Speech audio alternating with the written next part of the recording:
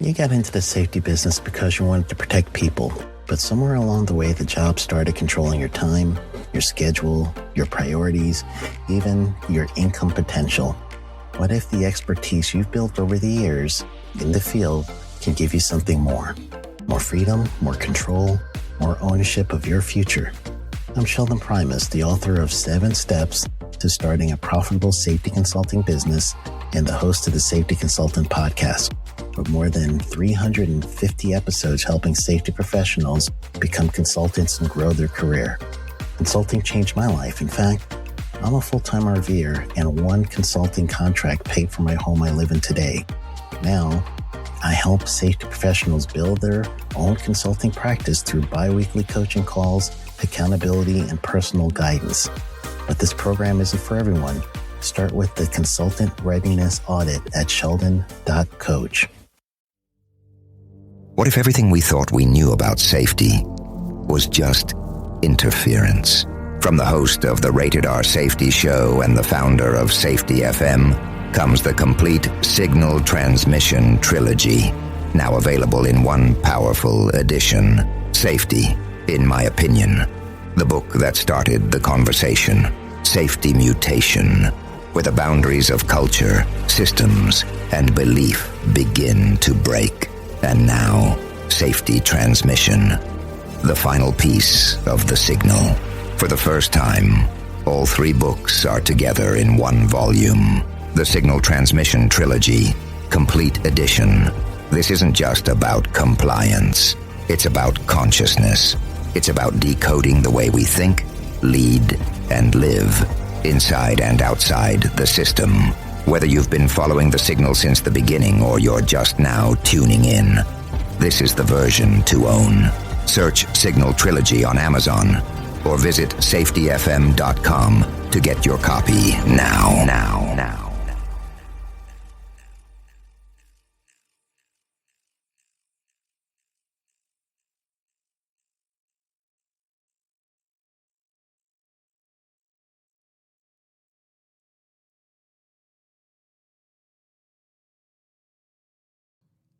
This is Andy. And this is Matt. And you're listening to The Hop Podcast with no name. What a dumb name. It's so stupid.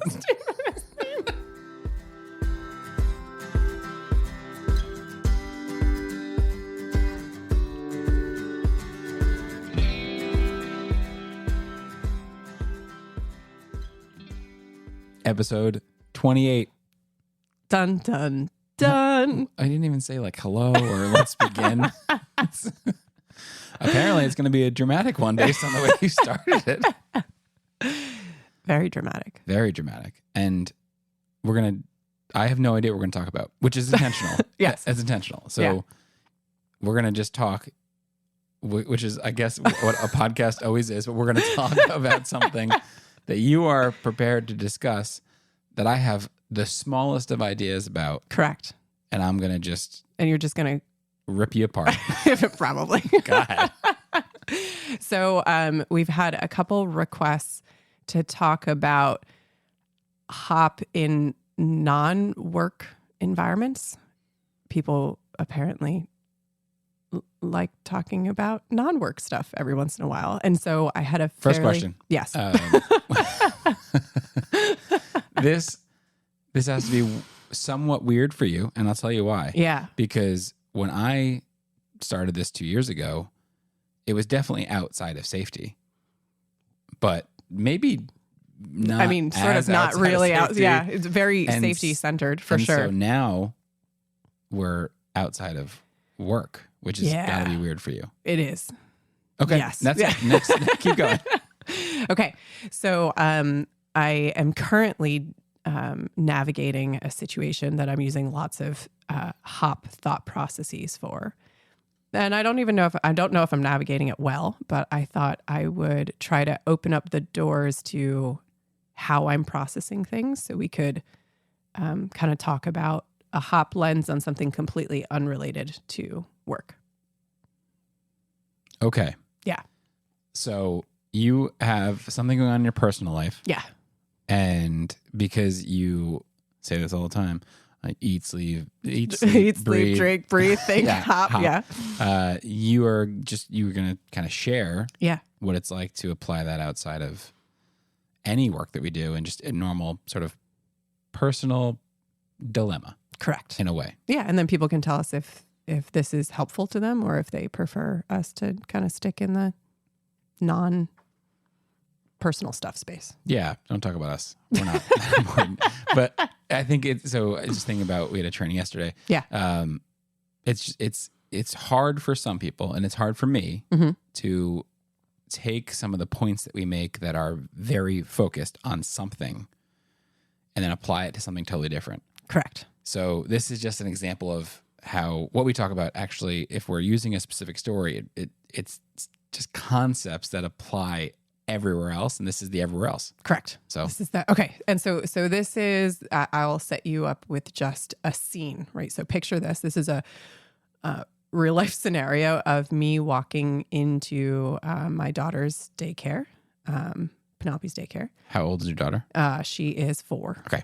So we got a mental picture. So 4-year-old daycare, and seeing one of the teachers sort of just very angrily correcting some of the other kids in sort of like a move over here. I told you to sit down, kind of like in that tone of voice. Which a little bit of like as a mom, like a red flag of, why are we yelling at, 2, 3, and 4-year-olds? It's probably not the way that I would personally want to handle a situation. So that happened one day. Is it bad that when you said that, I was like, yeah, well, you got to tell those kids what to do. They're not going to listen to you if you're too nice. Right. So, I mean, it depends upon parenting style, right? So my visceral feeling walking into that was, I don't really like how they're talking to this child. Like, that doesn't make me feel comfortable. And I thought about all of the different ranges of ways that you can respond to that, right? So I could picture walking in, seeing that, feeling viscerally the way I did, and then taking that energy and walking directly into the director's office and being like, hey, so-and-so teacher, I just watched them yell at this kid. This is not acceptable. I don't want this. You need to go do something about it. Right? I could picture that as being a response. It didn't feel like the right response, right? Because I don't have enough information. All I saw was one snippet of an interaction. And although it made me feel horrible, and honestly, my first thought was like, I kind of wanted to take Penelope and just like leave, right? Immediately. I didn't. And I realized that I didn't have enough information to make that judgment. And just to be clear. Yes. Was this teacher speaking to Penelope? No. Okay. Speaking to a different student. Yeah. So then I said, okay, I need to operationally learn, right? I need to understand what normal looks like, which is really hard as a parent. I'm sure any parents here that have their kids in, some sort of either preschool or daycare, or, outside of the home all the time can probably empathize that you don't really know what's happening. You wish you knew what was happening all the time, but you don't. And depending upon the age of your child, right, they're either really good at narrating what's happening or they're not. And also they don't have a ton of life experience. So what might feel normal to them, you wouldn't want to be their normal. It could feel normal to them, but you might Which not. is why when you said this, that I spoke to these kids, I was like, well, that makes sense to me. me. I was spoke to, so I guess that makes sense. So now I'm trying to figure out what normal looks like. And so I'm asking a bunch of questions, and some of the questions I ask of Penelope of like, like what teachers do you really like, getting a sense of whether or not she has any fear from any of these teachers. But then the other things that I really wanted to understand was directly from the teachers themselves, which, we talk about operational learning. And if you picture this as like, teach me what it takes to get your job done, that's not really a conversation that as a parent, I can walk into a busy daycare and grab a teacher and pull them off into the corner of a room and just start operationally learning with them in like hey, let's start from the beginning of your day. Like, how do you like teach me what it takes to get your work done? So instead, you walked into the director's office and you played them all 27 episodes of our podcast. And you said, listen, I need 3 to 5 teachers or teachers' aides. And we're going to spend 2 sessions over 2 days. Exactly. In this office to talk through it. No, so I couldn't do that, but that doesn't mean you can't operationally learn. So instead, what I did is over the course of a few days, right, as I would, drop Penelope off and like I observed a little bit, right? But people change their behavior, Hawthorne effect when you're there, right? So I know that's not exactly what's happening. But if there was a child, for example, that was having a really rough morning and one of the teachers would get sort of frustrated with that child in the moment, if they saw me there, a couple times there was a comment like, yeah, it's a really tough morning. Like the teacher would tell me, hey, it's a really tough morning. That is enough of an opening in a conversation for you to start to operationally learn. So they said, it's a really tough morning. And I said, it looks like it. Tell me more about the morning. Is this the toughest time for you? And over the course of a few days, what I started to learn is that the morning time for drop off is the hardest part for this daycare. So they have corporate requirements of how they're supposed to serve breakfast. Those corporate requirements are family style breakfast in which all the kids are supposed to be sitting down at the same time around a table. They also have a number of children that can be in the room at the same time with a teacher, but that number is quite large, right? They can have 8 kids of various ages, right? So picture somewhere between like 2 and 4. That is the scariest thing I've ever heard. Being as someone without children, if I was put in that situation, I would just start crying. And so picture one person with 8 kids of various ages and various temperaments and trying to wrangle them to sit at a table because that is the requirement that you've been put under, that they're supposed to all be sitting together. And there's no other option for the children to like go and play with something else, right? There's no center open. There's no other activity. And so you're just constantly trying to take 8 children and put them in an environment. And some of them are already done eating. And I have 2 children. And I can tell you at dinner time, it is hard enough to have 2 children sit at a table when they're done eating. Now I'm multiplying this in my head to 8 children and they're surrounded by toys and none of them are strapped in, right? Like our youngest when we're, Matt just gave me our youngest, right, is in a high chair and strapped into her high chair, right? So when there's just 2 kids, one of ours at our house, even though it's hard to get them to stay, is actually strapped into a high chair during dinner time. And you guys are, for most nights, are you and your husband. Yeah. You and James are together. So it's one-on-one. It's one-on-one, just 4 of us sitting down. And I can tell you, even in that environment, it's hard for us all to eat at the same time, right? So now I'm starting to understand the scale of what they're being asked to do and how frustrating it might be. And then just being there and being able to have a little bit of conversation where they're talking to me about what it's like to do that in the morning, I can absolutely picture getting as frustrated as these teachers were. And so question for you. This is all happening first thing during drop-off? Is it right after drop-off? How does that work time-wise? Yeah, so time-wise, it's really complicated too because people have an entire time that they can drop their children off and everyone is trying to eat while now also picture parents dropping their kids off at the same time that you're trying to do family-style breakfast all at the same time that all of the rest of the commotion is happening. And it's not as though where these children are eating are separate from where the drop-off is happening. You're just walking into that space with jackets and kids and all sorts of disruptions. And so now you have added difficulty that these kids are, and these teachers are trying to figure out how to manage. So this teacher has to navigate 8 kids being dropped off at different times. Yep. Getting them fed. Yep. And they're all 4 or under. Yep. And she has a mother sitting there being like, teach me about your job. So she's just really going through it on her end. Yeah, absolutely. To be fair, the times that I did talk to them is when they had another teacher in the room. But yeah, absolutely. So then you've got to, get parents like me, right? And so what has been nice is that over a period of a few days, I got a really good sense as to why this would be so frustrating, right? And so now I can picture how to navigate this in a couple different ways. One, if I was the director, right, and I had that sort of operational learning, these are discrete problem statements, right? It is really hard to have 8 children with one person in a room be able to do family style breakfast without another activity. And it's always going to be a battle.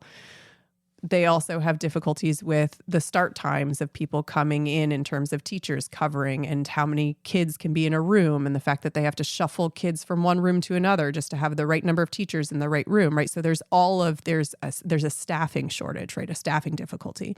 There's also a difficulty of the fact that as far as they have taught me, they don't have a lot of training in terms of like coping of when they do have children who aren't listening, right? So if you've got 8 kids in a room and you've got 2 of them that are, pushing each other and shoving each other, they don't have other training around how to cope with that or other hands to help with that situation, right? In some places, hold on, because you're saying they don't have training on how to cope. You're saying the teachers have not been trained on another way of handling it besides telling them to stop, right? So they have to prevent the kids from hurting each other, right? So tell them to stop. There is no other process that they have, or even another helping hand at this point to hand one of those children off to in order to have like quiet time or have conversation with them, or all of the one-on-one time that you would need in order to actually help somebody grow from that experience and not just,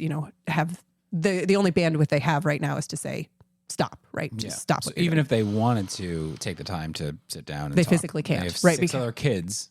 Correct. That need stuff and are asking for stuff and somebody needs to go to the bathroom, right? So when you add that up, what felt like when I walked into that room, it felt like a teacher that didn't care, right? That was angry, that didn't have the ability to cope with any of the situation that they were in, and that I needed to remove my child as quickly as possible. That is the feeling that I had when I walked in.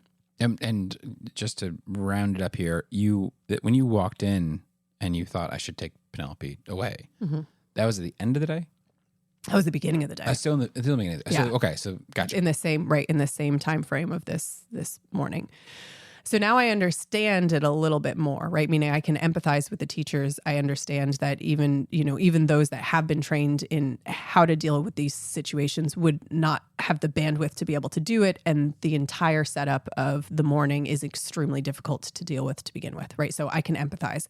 As a director, I could break that into discrete problem statements and chip away at some of them to make things better. But I'm not the director. I'm just a mom. Right. What? That was the big reveal. That was the big reveal. So I'm not the director. I'm just a mom. So then the question is, well, what do you do when it's outside of your sphere of control? Right. And so in doing all of this operational learning, what I have discovered is that there's a lot of system brittleness at this specific place, right? They have a hard time maintaining staff in the same room. They have a hard time having staff be able to cover when they have like a call out and somebody's sick, which then inevitably forces kids to be in larger rooms. In this chaos of the morning gets worse. They have voiced some feedback in terms of like the family style breakfast isn't working very well. And that hasn't changed yet. And they have some folks that have come in that have no training in how to deal with conflict management with children and are just asked to like deal with the situation without any other skill set that has been built for them. That's a lot of system weaknesses, right? That's what you can learn in about, I don't know, it was probably 4 minutes of conversation over 2 or 3 days. So probably 12 minutes of conversation in general. And I just got a question. Yeah.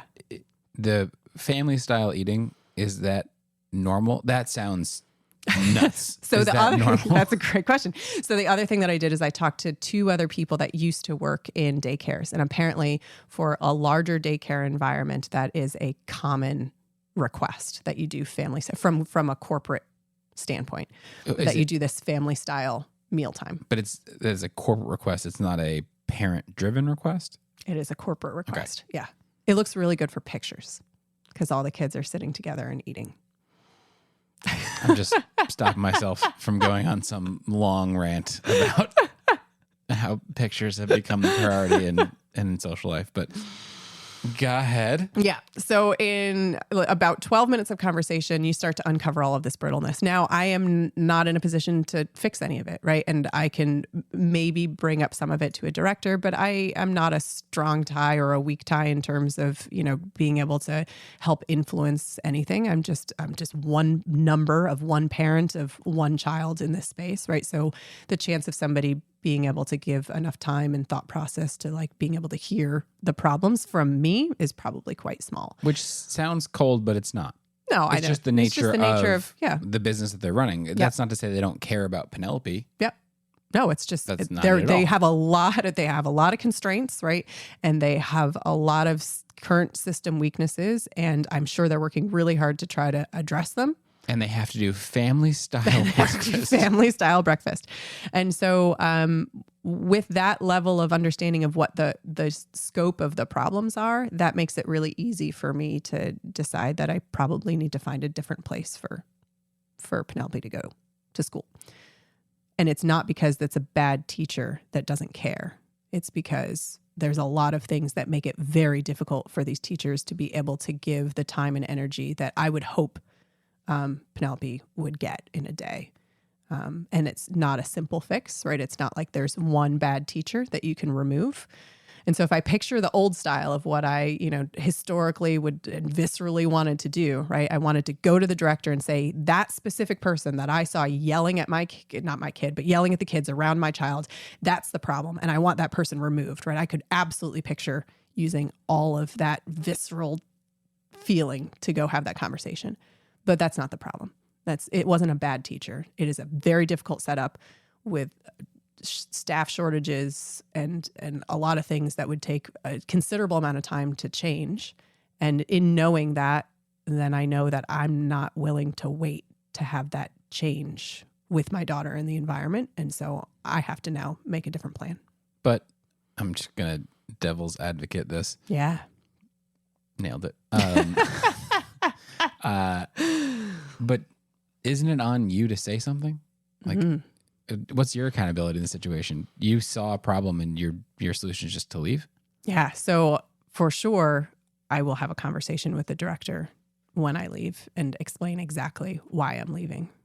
And they can do with that information what they want. But it will be a conversation that comes from a place of like, hey, this is just what I saw, what I experienced. This is my understanding of the problems that you're facing. It seems really difficult, and I really hope for the best of your ability to be able to manage this. And I understand that all of the folks that I've seen here very much care, and they're in very difficult situations. But it's just not a situation that I'm comfortable having my daughter in. When you say you're going to leave, you mean you and Penelope, right? Like you're not. I'm going to leave her there. Penelope's staying. I'm not willing to be in this daycare. I'm uncomfortable with it. Yeah. So yeah, that we would be going somewhere else. Okay. Yeah. I didn't know that's where it ended, by the way. I had no idea. And I knew about this daycare situation before we started recording. Yeah. But I did not know that she was going to change daycares. Yeah.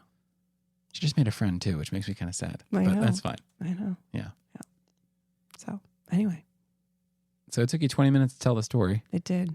Which is about the length of an episode. So I think we're spot on. So I guess a quick recap, maybe, if you can just give us as to why on a human and organizational performance podcast, we just spent 20 minutes talking about parenting.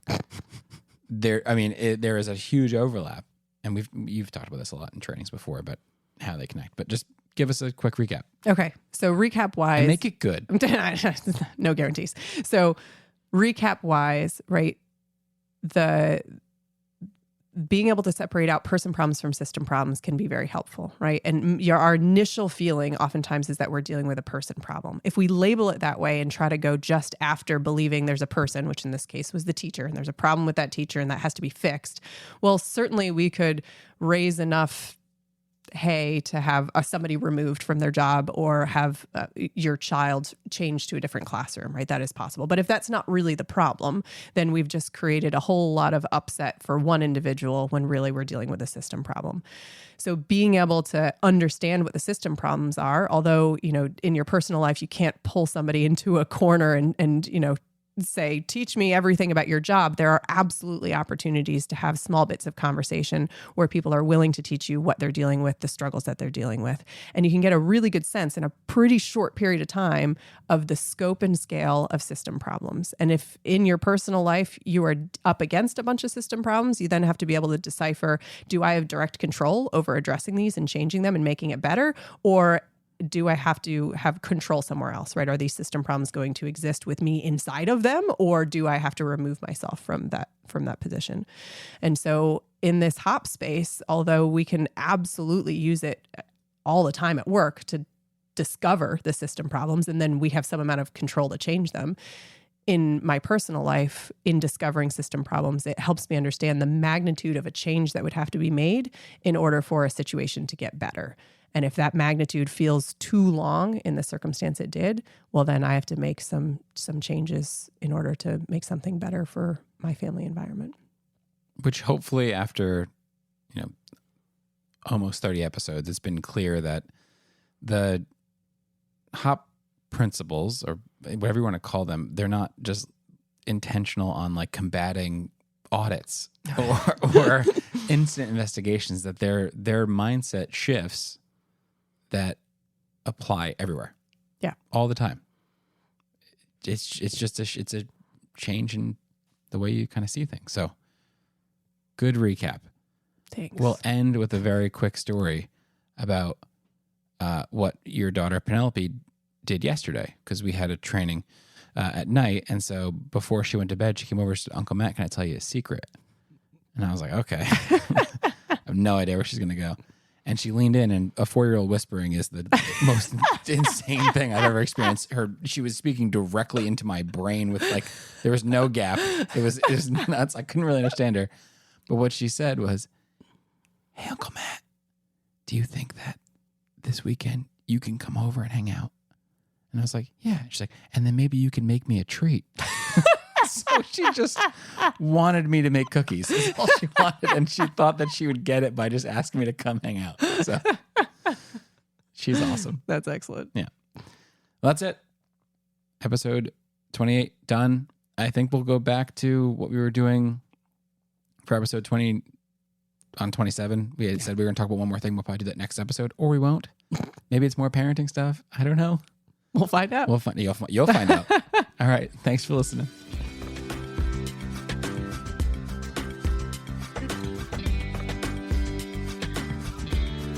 Well, that's it. Yep. Another one in the books. We did it.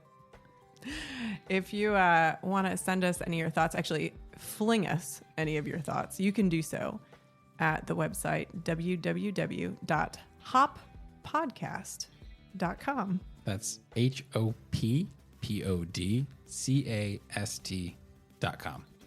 It's still such a stupid name. It's such a stupid name. We look forward to hearing from you. Thanks for listening.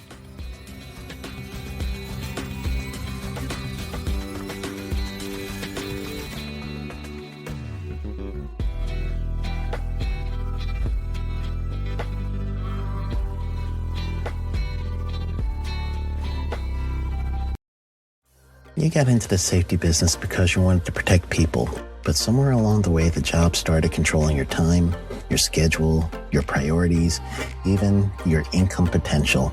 What if the expertise you've built over the years in the field can give you something more? More freedom, more control, more ownership of your future. I'm Sheldon Primus, the author of 7 Steps to Starting a Profitable Safety Consulting Business and the host of the Safety Consultant Podcast, with more than 350 episodes helping safety professionals become consultants and grow their career. Consulting changed my life. In fact, I'm a full-time RVer, and one consulting contract paid for my home I live in today.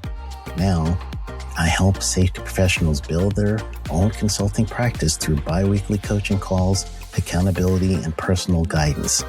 But this program isn't for everyone. Start with the Consultant Readiness Audit at sheldon.coach. What if everything we thought we knew about safety was just interference? From the host of the Rated R Safety Show and the founder of Safety FM comes the complete Signal Transmission Trilogy, now available in one powerful edition. Safety, in my opinion, the book that started the conversation. Safety Mutation, where the boundaries of culture, systems, and belief begin to break. And now, Safety Transmission, the final piece of the signal. For the first time, all 3 books are together in one volume. The Signal Transmission Trilogy, Complete Edition. This isn't just about compliance.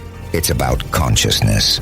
It's about decoding the way we think, lead, and live, inside and outside the system. Whether you've been following the signal since the beginning or you're just now tuning in, this is the version to own. Search Signal Trilogy on Amazon or visit safetyfm.com to get your copy now.